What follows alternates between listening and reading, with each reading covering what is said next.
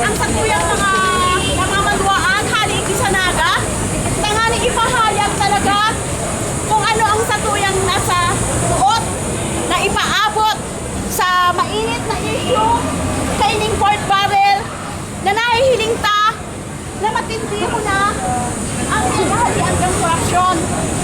Kuya tindi ang manlain-lain ng grupo, ang mga content students, ang mga estudyante, yaong maliti kay Bananta ang mga progresibong grupo, ari sa bayan muna, party list, maray na agad ginaray. Ang gigibuhong tapuun niyan, kaalahasan ng boses, no?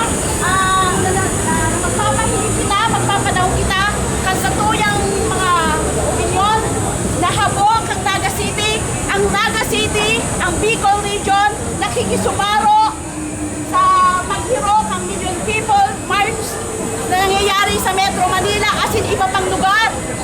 Ako po si Tess ng Makabayan, ang Makabayan Koalisyon ng Progresibong Party List, kung saan po membro ang Bayan Muna, Gabriela, Anak Pawis, ang teacher.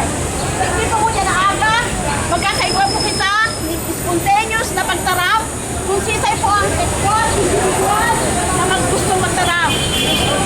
Sa inot po, gusto mo ito, ayan, talagang dapat may sumigaw muna.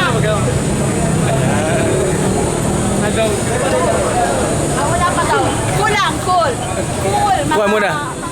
Post muna, post. Post. Hinga muna, hinga. Kaya, kaya kami nakatugot na kita magkakawakan sa ang mga darakulang politiko na kita nakakamati ng sobrang patios. Ang gigipunta po niya, magkakaigwamani po kita ng spontan yung pagtaramdikti ang mga sektor o individual na nagkakaibang protesta sa Port Barrel system. Sa inot, kami po sa Makabayan, lalo na po ang Bayan Muna, nagsampa na po kami ng bill para ipasura ng total.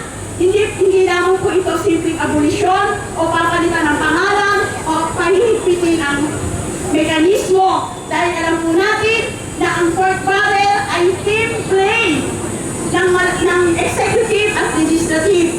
Kaya po at alam natin na hindi lamang po ito dapat puminto kay na po